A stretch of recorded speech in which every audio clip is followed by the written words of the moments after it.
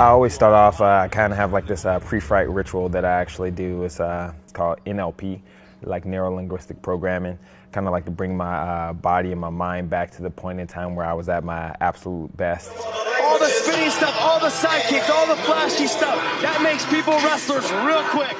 And I turn around and I face my opponent. I'm like, okay, it's actually about to get real. It's kind of like going up on that roller coaster, and it's like tick, tick, tick. You're going up to the top, and it's like, okay, this is actually about to happen. I always like to touch my opponent's hand, just because even though we're going to go out there and fight, it's a respect thing. So I like to acknowledge that they want to touch hands first, because sometimes people come out and try and throw a sneak punch or a sneak attack on you. As I'm fighting him right now, I'll start off with my legs a little bit to just see if he could recognize like the distance of my legs and my speed. So I'm using my fakes and stuff in order to break his rhythm, because that's one of the ways I get an advantage when I'm fighting. Usually the better fighter is not necessarily the person that punches or like kicks the best. It's whoever controls their space the best. I would like to hit him with my spin kick, but he's doing a good job of either trying to maintain his space and trying to back up. So just kind of trying to fill him out a little bit as we're fighting.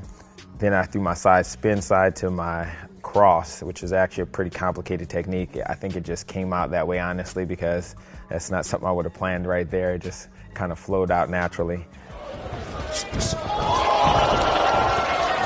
That happened so fast, I blinked and it was 2 kicks went by. He was trying to clinch up with me a little bit. I got a chance to work on a lot of my grappling and my cage work and stuff like that, so he didn't have a chance to take me down or anything. I didn't get really a chance to show any of that. I happened to hit him with my spin kick to his body, actually connected to his liver, which, if you notice, like, he ended up flying backwards and kind of almost like skipping across the floor, because that shot lands with so much power and so much energy. So I politely asked him to get up off the ground. And he proceeded to get up. So I thought to myself, this is a good opportunity to try and throw one of my big moves, high risk, high reward. But the only reason I did throw that at that particular moment is because I knew that I did hurt him.